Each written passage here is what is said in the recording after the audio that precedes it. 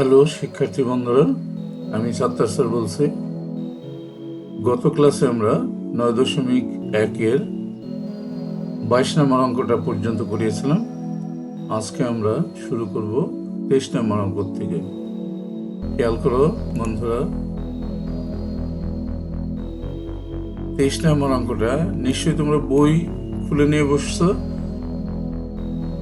23 নম্বর অঙ্কটা দেখো তোমরা যে কি দিয়েছে আর কি করতে বলেছে। আমি এখানে কি করতে বলেছে এটা লিখিনি, এটা দিয়েছে দেখো, cosec a minus cot a equal to 4/3। যেটা বের করতে বলছে আমরা এখান থেকে দেখিনি, এই যে এটা বের করতে বলছে দেখো, cosec a plus cot a equal to এর মান কত। তাহলে আমরা যেটা দেওয়া আছে সেটা আমরা ধরে নিলাম, সেটা নিয়ে নিলাম। এরপরে আমরা 3 নাম্বার সূত্রটা আমরা জানি যে cosec square a minus cot square a equal to 1, এই সূত্রটা বসালাম। সূত্রটা বসানোর পরে এটাকে আবার a স্কয়ার মাইনাস b স্কয়ারের সূত্রে ফেললাম, a plus b into a minus b।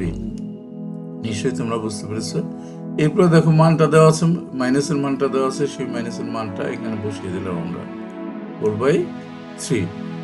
তাহলে cosec প্লাস cot a এটা থাকলো, এই পাশে যে মানটা সংখ্যাটা আমরা ডান পাশে নিয়ে নিলাম।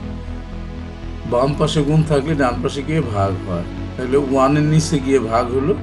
এরপরে দেখো আমরা উল্টাই দিলাম, যেহেতু ডাবল ভগ্নাংশ 1 দিয়ে গুণ করলে তাই থাকে, এই জন্য আমরা উল্টাই দিলাম, আমাদের অঙ্কটা হয়ে গেল। নিশ্চয়ই বুঝতে পেরেছো বন্ধুরা। এবার দেখো 24 নম্বর অঙ্কটা কি দেওয়া আছে খেয়াল করো, cot a equal to b/a। আমার কার মান বের করতে বলছে? আমার মান বের করতে বলছে এটার। দেখো একবারে নিচে আমি প্রথমে লিখিনি, এটার মান বের করতে বলছে, এখানে আমরা মানটা বের করব। প্রথমে কি করলাম আমরা দেখো, cotকে আমরা cos/sin ভাঙায় দিলাম এ পর্যন্ত। এরপরে দেখো ব্যস্তকরণ করে দিলাম, উল্টাই দিলাম, সম্পূর্ণ উল্টাই দিলাম। তারপরে আমরা a/b দ্বারা গুণ করলাম। এই পাশে দেখো খেয়াল করো, a/b দ্বারা গুণ করলাম। এই পাশে গুণ করলে a/b, আর এই পাশে গুণ করলে a square by b square হয়ে গেল। আগে একটা a/b ছিল, আর একটা a/b দিয়ে গুণ করলাম, a square by b square হয়ে গেল। কেন আমরা এই কাজটা করলাম, এটা নিশ্চয়ই প্রশ্ন আসতে পারে তোমার মনে। এখানে দেখো যার মান চেয়েছিল, এই যে লাস্ট লাইনটা, এখানে দেখো a sin a R b cos a। তাহলে এই যে a sin a R b cos a, এটা যদি আমাকে বানাইতে হয় তাহলে অবশ্যই a/b দিয়ে গুণ করতে হয়। এই কারণে আমরা a/b দ্বারা গুণ করলাম। এরপর দেখো যোজন বিয়োজন করে দিলাম। যোজন বিয়োজন সম্পর্কে তোমাদের ধারণা থাকার কথা, যদি না থাকে তারপর আমি তোমাদেরকে বোঝাচ্ছি। যোজন বিয়োজন করতে হলে তোমাকে কি করতে হয়, প্রথমে কি করতে হয়, ভগ্নাংশটার উপরে যেটা আছে, তোমার উপরে আছে a sin a, এটাকে উপরে নিচে দুই জায়গায় আমরা বসালাম। প্রথম কাজ এটা, উপরে যেটা আছে a sin a বা a sin a দুটোটাই কিন্তু আমরা বসালাম, দাগটা একটু বড় করে দিলাম। এরপরে দেখো নিচে যেটা আছে b cos a যেটা আছে সেটা আমরা উপরে যখন লিখব প্লাস দিয়ে লিখব b cos a, আর নিচে যখন লিখব মাইনাস দিয়ে লিখব। তাইলে আমাদের যোজন বিয়োজনটা হয়ে গেল। এখন একটা জিনিস লক্ষণীয় যে এখানে তো একটা রাশি আছে b cos a, আর যদি থাকতো তাহলে কিন্তু ব্র্যাকেট দিয়ে আমরা দিতাম নিচেরটা, তারপরে সাইন চেঞ্জ করে দিতাম। এই পাশটা দেখো, এই পাশটা আরো সহজ, উপরে আছে a স্কয়ার। তাহলে কি করব আমরা,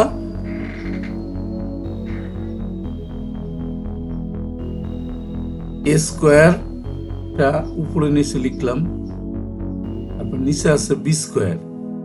সেই b স্কয়ারটা উপরে লেখার সময় প্লাস দিয়ে লিখলাম, b বি স্কোয়ারটা নিচে লেখার সময় মাইনাস দিয়ে লিখলাম। তাহলে আমাদের যোজন বিয়োজনটা হয়ে গেল। নিশ্চয়ই তোমরা যোজন বিয়োজনটা বুঝতে পেরেছো। এটা কিন্তু আরো একটা প্রশ্নমালা আছে, শুধু যোজন বিয়োজন দিয়েই তোমাকে করতে হবে। এই কারণে যোজন বিয়োজন তোমাকে পারতেই হবে, এর কোনো বিকল্প নাই। এরপরে দেখো অঙ্কটা মেলানোর জন্য আমরা ব্যস্তকরণ করে দিলাম। ব্যস্তকরণ করে দিলেই আমাদের কিন্তু অঙ্কটা হয়ে গেল। খেয়াল করেছো তোমরা? ঠিক আছে, এরপরে আমরা পরবর্তী শিটে যাচ্ছি। এবার দেখো 25 নম্বর অঙ্কটা।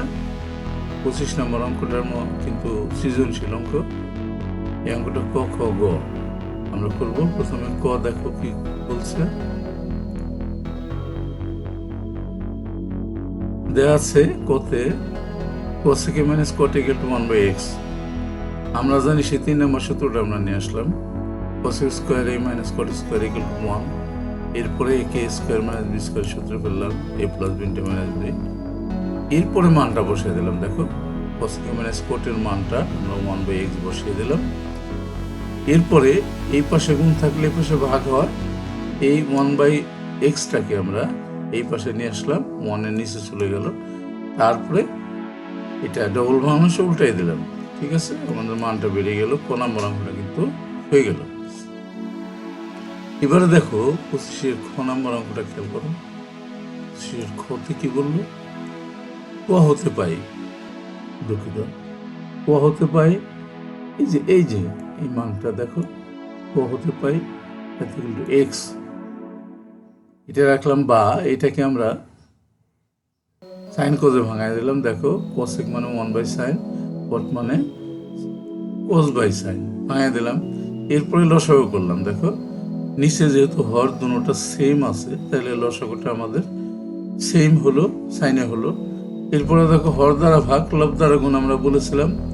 সাইন দিয়ে সাইনকে যদি ভাগ করি তাহলে থাকে 1, 1 দিয়ে যদি 1কে গুণ করি তাহলে 1ই থাকে, প্লাস প্লাস এই যেহেতু সাইন দিয়ে সাইনকে ভাগ করলাম 1 হলো, 1 দিয়ে কসকে গুণ করলে পরে কসই থাকলো।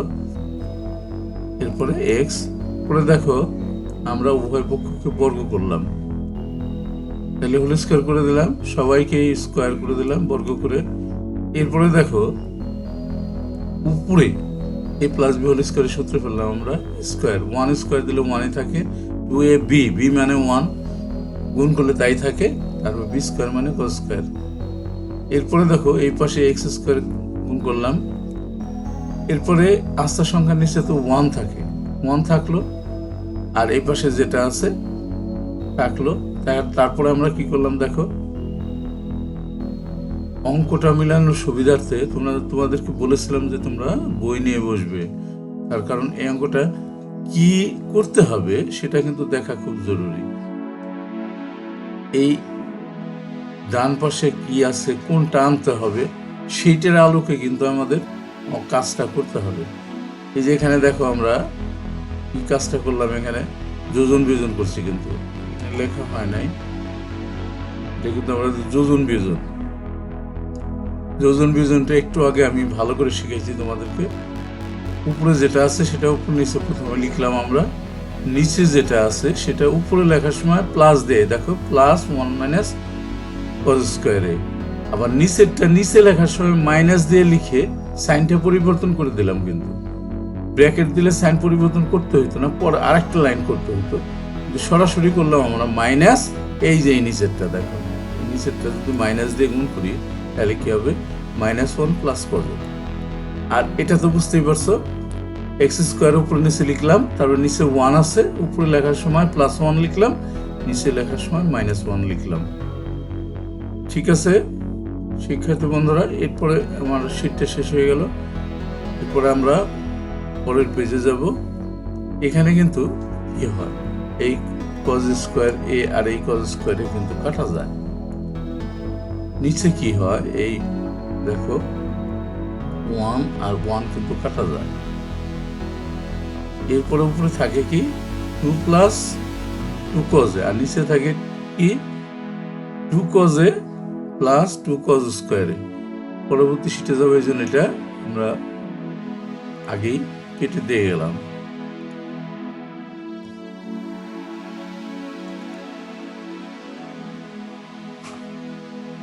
এখানে দেখো বাকি অংশটা যেটা আমি বলছিলাম,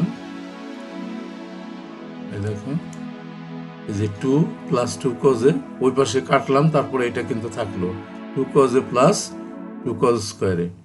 এখান থেকে আমরা 2 কমন নিলাম উপর থেকে, এটা থাকলো, আর নিচের থেকে 2 কজে কমন নিলাম, যেহেতু এখানেও কজে আছে, এখানে কজ স্কোয়ার আছে, ছোটটা সবচাইতে কম পাওয়ারেরটা কমন নিতে হয়, অর্থাৎ গসাগুটা কমন নিতে হয়। কমন নেওয়ার পরে 2 কেটে দিলাম, আমরা 2 কেটে দিলাম, তারপর দেখে পুরা ব্র্যাকেট কেটে দিলাম, থাকলো কি, পুরো থাকলো 1, কাটলে পরে নিশ্চয়ই ভাগ করলে 1 থাকে, 1/cos = এটা থাকলো। এরপরে দেখো 1/cos মানে সেক, কজের সাথে সেকের সাথে সম্পর্ক, এইটাই কিন্তু প্রমাণ করতে বলছিল। এটাই আমি বলছিলাম যে তোমরা বইয়ে দেখে নাও, আমি লিখিনি, বইয়ে দেখে নাও, তাহলে কি প্রমাণ করতে বলছে সেটা দেখলে পরে তোমার অঙ্কটা সুবিধা হবে। এই কারণে যেটা প্রমাণ করতে বলে আমাদের সেই দিকে হাঁটতে হয়, সেই দিকে যাইতে হয় ধীরে ধীরে। ঠিক আছে, এরপরে দেখো 25-এর গ নাম্বার অঙ্কটা দেখো, এটা বোধহয় একটু সহজই আছে। কি করতে বললো, লেফট হ্যান্ড সাইড ধরছি, দেখো অঙ্কটা কিন্তু আমি পুরোপুরি তুলি নাই, এই জন্য বলছি যে তুমি বইটা দেখো যে কি করতে বলছে। tan প্লাস কোটে আছে লেফট হ্যান্ড সাইডে, আমরা সাইন কজে ভাঙাই দিলাম, দেখো sin/cos, আর কট মানে cos/sin। এরপরে লসাগু করলাম, লসাগু করলে কি লসাগু হলো, হর দুইটা কিন্তু অমিল, মিল নাই, তাহলে দুটোটাই লসাগু রাখলাম, তারপরে হর দ্বারা ভাগ, লব দ্বারা গুণ। দেখো কজে দিয়ে যদি লসাগুকে ভাগ করি, কজ চলে গেল, তাকে সাইন দিয়ে যদি লবকে গুণ করি তাহলে sin²। এরপরে দেখো পরের ভগ্নাংশটা, সাইন দিয়ে যদি লসাগুকে ভাগ করি, সাইন কাটা যাবে, থাকবে কজ দিয়ে যদি উপরে কজকে গুণ করি তাহলে cos²। এরপরে দেখো sin² a প্লাস cos² অর্থাৎ 1 নাম্বার মূল সূত্র, এর মান 1, বসালাম 1। এরপরে দেখো আমরা একটু গুণ চিহ্ন অবস্থায় রেখে দিলাম, 1/cos × 1/sin। এরপরে আমরা 1/cos মানে কি সেক, কজের সাথে সেকের সাথে সম্পর্ক, আর 1/sin মানে cosec। তাহলে আমাদের রাইট হ্যান্ড সাইডটা হয়ে গেল। এটাই চেয়েছিল অঙ্কটার মধ্যে। শিক্ষার্থী বন্ধুরা, এই প্রশ্নমালা কিন্তু আজকে আমাদের শেষ হয়ে গেল। তাহলে আজকের লেসনটা আমরা এই পর্যন্তই। সকলকে অসংখ্য ধন্যবাদ জানিয়ে আমার লেসনটা শেষ করছি, এবং সেই সাথে পরবর্তী লেসন দেখার আমন্ত্রণ রইল। সকলকে ধন্যবাদ।